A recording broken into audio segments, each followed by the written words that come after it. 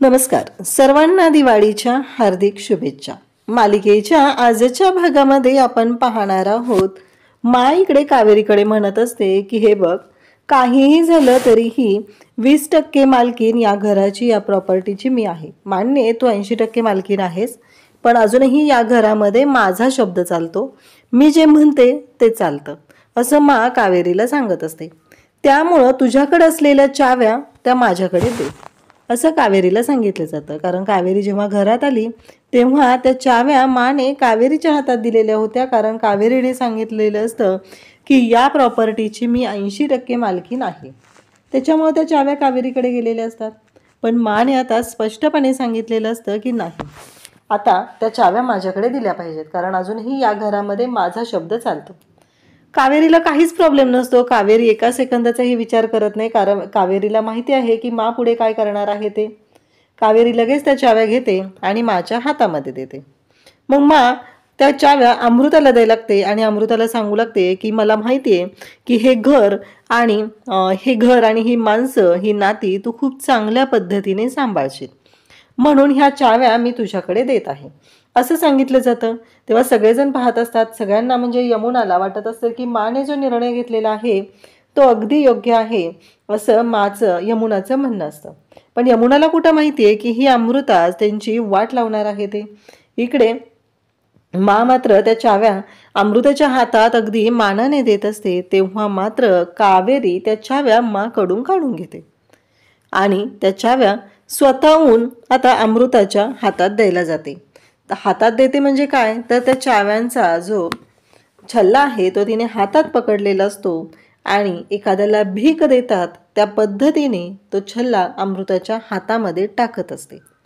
कारण तिला असं वाटत असतं की ह्या अमृताची ती लायकी नाहीये, कारण अमृताने काय केले हे बाकी कोणाला माहिती नसलं तरी यश आणि कावेरीला मात्र चांगलंच माहिती आहे की ती कशी आहेत किंवा ती काय आहे, ती काय करू शकते याबद्दल त्यांना चांगलीच खात्री आहे।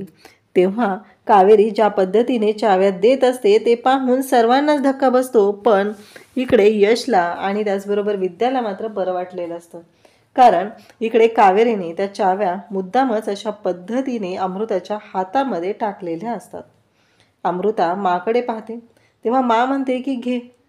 आता माने तिला सांगितलंय घे, म्हणलं की तिच्याकडे काही ऑप्शन नाहीये, कारण तिला तर मावशीचं लाडकी सून, कारण आदर्श सून वगैरे हे सगळं व्हायचं असतं। त्यामुळं माने सांगितलं की मग त्या चाव्या अमृता हातामध्ये घेते। कावेरीने तिला भीक दिलेली असते आणि इकडे अमृता आता खुश झालेली असते, ती रूममध्ये आलेली असते। ती म्हणत असते की आई तुला माहीत नाहीये काय झालंय, अगं ह्या घराच्या चाव्या, या घराची मालकीन मी झालेली आहे, या कावेरीला आणि सुलक्षणाला जन्माची अद्दल घडवते। मान्य तुला त्रास होतोय आई, तुला जेलमध्ये जावं लागलेलं आहे, पण एक गोष्ट लक्षात ठेव, मी तुला या सगळ्यातून नक्की बाहेर काढेल आणि या दिवाळीला तू घरी असशील, असं अमृताचं बोलणं चाललेलं आहे। हे सगळं अमृता बोलत असते, तेवढ्यातच कावेरी तिथे येते। कावेरीला माहिती आहे की अमृताला किती आनंद झालेला आहे या सगळ्या गोष्टींचा।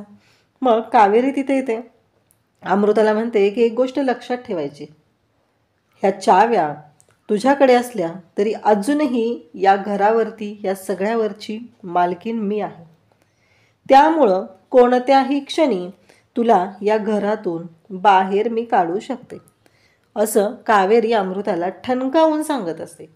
म्हणजे शांतपणे वगैरे असं नाही, अगदी तिचा माज उतरवत असते। तेव्हा अमृता म्हणते बघितलंस ना, घरात आल्या आल्या ह्या चाव्या मी माझ्या ताब्यात घेतलेल्या आहेत आणि दाखवून दिलेलं आहे की मी कोण आहे।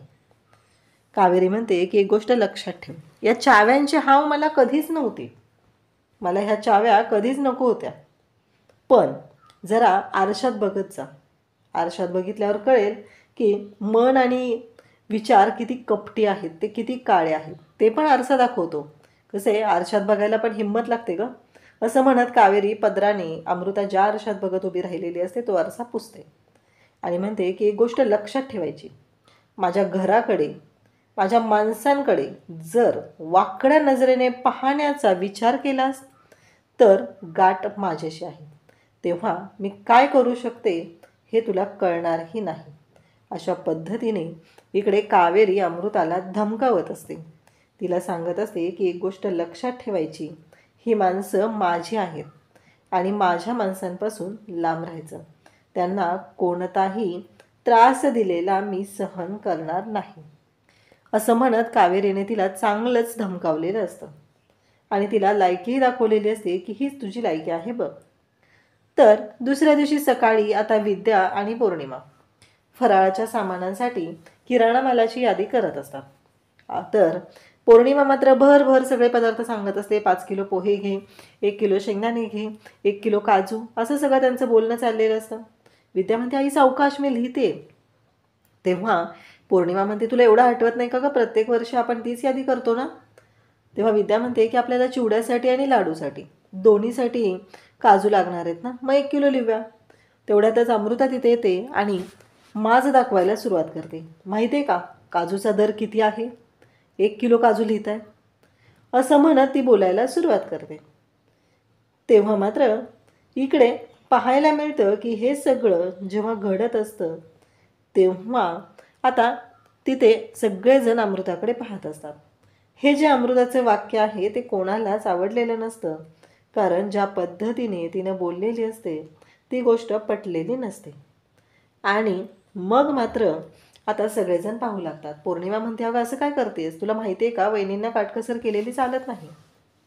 तेव्हा मात्र इकडे अमृता म्हणते पण नाही, यावेळेस आपल्याला ते जमणार नाही, कारण खर्च मी बघते, चाव्या माझ्या हातात आहेत, त्यामुळं मी ठरवणार आहे की किती खर्च करायचा, काय करायचं. तेवढ्यातच सुलक्षणा तिथे येते. सुलक्षणा तिथं आल्यानंतर लगेचच पौर्णिमा सांगू लागते की वहिनी असं असं झालेलं आहे.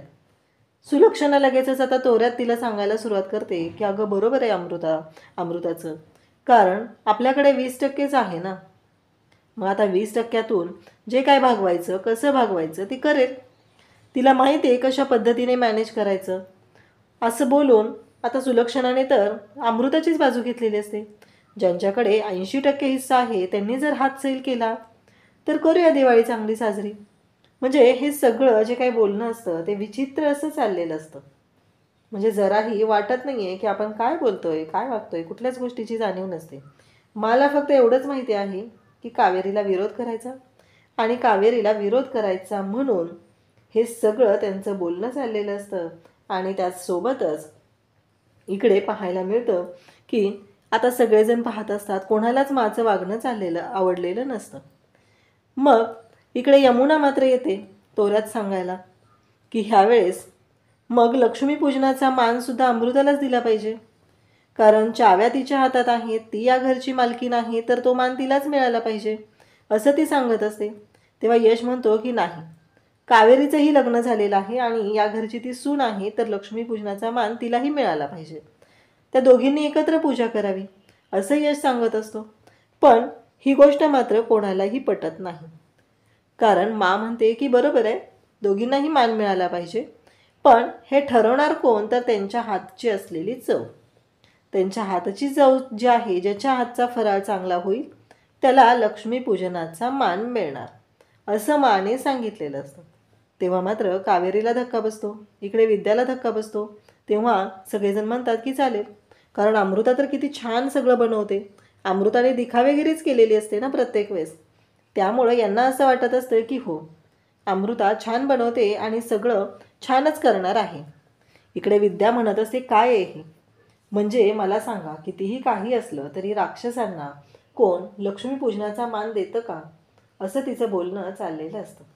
ती म्हणत असते कसं शक्य आहे, मला कळतच नाही आहे, म्हणजे हिला लक्ष्मीपूजनाचा मान हवा आहे आणि का, ही तर राक्षस आहे, कसं वाटेल ते. आणि आमच्या कावेरी वहिनी बिचारा एवढं घरासाठी करतात पण मला काहीच वाटत नाही आहे. हे सगळं विद्याचं जे बोलणं असतं ते मनातल्या मनात चालू असतं. मग विद्या हे सगळं बोलते आणि म्हणते कळलं ना तुम्हाला, आता काय तर म्हणे फराळ बनवायचं आहे आणि फराळ बनवल्यावर मग ठरणार आहे की कुणाला लक्ष्मीपूजनाचा मान मिळणार आहे. विद्या एकटीच बोलत असते आणि आता मात्र सगळ्यांनाच भारी वाटत असतं, कारण कावेरीला तर काही फराळ बनवता येत नाही आहे, म्हणजे तिला नीटचा स्वयंपाकही बनवता येत नाही आहे. तर हे सगळं कसं होणार हा मोठा प्रश्न उभा असतो. त्यासोबतच इकडे पाहायला मिळतं ते म्हणजे एवढं सगळं झालेलं असतं आणि तरीही आता काय करायचं हा मोठा प्रश्न उभा असतो. आणि मग माने सांगितलेलं आहे की फराळ बनवायचा, दोघींनी फराळ बनवायचा आहे, हे सगळं ठरलेलं आहे. पण तरीही आता फराळ बनवायचा असेल तर एकाच किचनमध्ये फराळ बनवला तर कावेरी अमृताने बनवलेला चांगल्या चवीचा फराळ घेऊ शकते असं इकडे सांगायला सुरुवात करते ती. म्हणजेच तेव्हा कावेरी म्हणू लागते की चालेल, मी सेपरेट किचनमध्ये बनवेल असं कावेरीने ठरवलेलं असतं. सगळेजण तिथं असतात पण असं म्हणतात की कावेरीनेच का करायचं. यश असं म्हणतो की का. कावेरी म्हणते की नाही, म्हणजे यश म्हणतो की किचनमध्ये सगळं आहे, मग कावेरीची किती धावपळ होईल, दुसऱ्या रूममधून सगळं साहित्य घेऊन जायचं ते बनवायचं. तेव्हा मा म्हणते काळजी करू नको, दोघींनाही समान साहित्य दिलं जाईल असं मा सांगायला सुरुवात करते. आणि तेव्हाच आता विद्या सगळं साहित्य घेऊन कावेरी ज्या रूममध्ये फराळ बनवणार आहे तिथं आलेली असते. तेव्हा विद्या म्हणते की कावेरी वहिनी, म्हणजे मला सांगा, तुम्हाला पटतंय का हे सगळं जे काय चाललेलं आहे ते. म्हणजे का माने तिला दिला तो अधिकार, का केलं हे सगळं, असं बोलणं चाललेलं असतं. तेवढ्यातच अनुष्का तिथं आलेली असते. अनुष्का म्हणते की आई बघ ना, हा ड्रेस किती छान आहे, माझी फ्रेंड आहे ना तिने घेतलाय, मलाही असाच हवा आहे. तेव्हा विद्या म्हणते की हो नक्की घेऊया आपण दिवाळीला, असं विद्या तिला सांगते. कावेरीसुद्धा तिथं असते, कावेरीही खुश होते. आणि त्याचबरोबर कावेरी पण म्हणते की चालेल. आणि मग इकडे अमृता किचनमध्ये असते. कावेरीने विद्याला सांगितलेलं असतं की ते मीठ नको आहे आपल्याला, असं नाही करायचं, ती चिटिंग आहे, तुम्ही नेऊन द्या. तेव्हा इकडे खाल्ल्या मिठाला जर ती जागत नसेल तर आपण का तिचा मान राखायचा, असं विद्याचं म्हणणं आहे. तर इकडे अमृता ज्या पद्धतीने वागत आहे त्याच पद्धतीने आपण तिला उत्तर द्यायचं, असं साधं विद्याचं म्हणणं असतं. आणि त्याच पद्धतीने ती बोलत असते. आता कावेरीने सगळ्या गोष्टी घेतलेल्या असतात आणि तिने तूप टाकून बेसन भाजायला घेतलेलं असतं. लाडवाची तयारी सुरू झालेली असते. तेवढ्यातच यश तिथं आलेलं असतो आणि यश कावेरीला म्हणत असतो की काय जमतंय ना. तेव्हा यशला कावेरी म्हणते की तुम्ही जा बरं यश इथून, तुम्हाला माहिती आहे ना, म्हणजे मला कळलं तर काय होईल, मला एकटीला बनवायचं आहे ना हे सगळं. तेव्हा यश म्हणतो की हो मला माहिती नाही एकटीला बनवायचं आहे, पण मी फक्त पाहतोय ना इथे उभा राहून, दुसरं काय आहे, असं यश तिला बोलत असतो. तेव्हा कावेरी म्हणत असते की नाही. तेव्हा यश तिला सांगत असतो की कशा पद्धतीने काय करायचं आहे. कावेरीने तर देवी अन्नपूर्णाला हात जोडून विनंती केलेली असते की मला एकतर नीट स्वयंपाक येत नाही, पण माझ्या मनातले भाव मात्र निर्मळ आहेत, त्यामुळं मी बनवलेले पदार्थ चांगले होऊ दे आणि लक्ष्मीपूजनाचा मान मला मिळू दे. कारण अशा व्यक्तीकडून पूजा व्हायला नको आहे की जी या घराबद्दल वाईट विचार करते, असं कावेरीने सांगितलेलं असतं. आता यश तिथे उभा राहून पाहत असतो. यश म्हणतो की मी कुठे तुम्हाला मदत करतोय, मी तर हे सगळं पाहायला आलोय, असं यश कावेरीला सांगत असतो. तेव्हा मात्र कावेरी म्हणत असते पण यश तुम्हाला माहिती आहे ना. तेव्हा यश म्हणतो की नाही, आणखी एक तुम्हाला सांगायचं आहे, ते म्हणजे ते बेसन जे आहे ना ते कोरडं होतं आहे, त्याच्यामध्ये थोडंसं तूप टाकलं तर आणखी छान लाडू होतील, आणि जर तूप कमी झालं तर ते अगदी खाताना घशाला चिकटतील. तर असं यश तिला सांगतो, तिला सल्ला देत असतो. कावेरी मात्र यश जे सांगते ते सगळं यशचं ऐकत असते. आणि कावेरी म्हणते की हो मला माहीत होतं, मी टाकणारच होते अजून तूप. तेव्हा यशला माहिती आहे की कावेरी काय करणार होते. एवढं कावेरीला व्यवस्थित पदार्थांचं जमत नाही हे सुद्धा यशला चांगलंच माहिती आहे.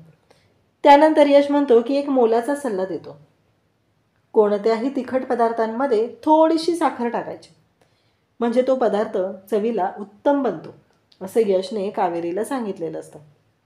कावेरी म्हणते की चालेल, असं म्हणत कावेरीने सुद्धा यशचं ऐकलेलं असतं आणि तयारी दाखवलेली असते, ती म्हणजे की त्या पदार्थांमध्ये साखर टाकायची. आणि मग कावेरी म्हणते डाव कुठं गेला, इथे तर होता, कुठे पडला, असं म्हणत कावेरी डाव शोधत असते. तेव्हा यश तो डाव तिच्या हातात देत असतो आणि नेमकं त्याच वेळी यमुना तिथे येते आणि यशच्या हातामध्ये तो डाव पाहते आणि गोंधळ करायला सुरुवात करते.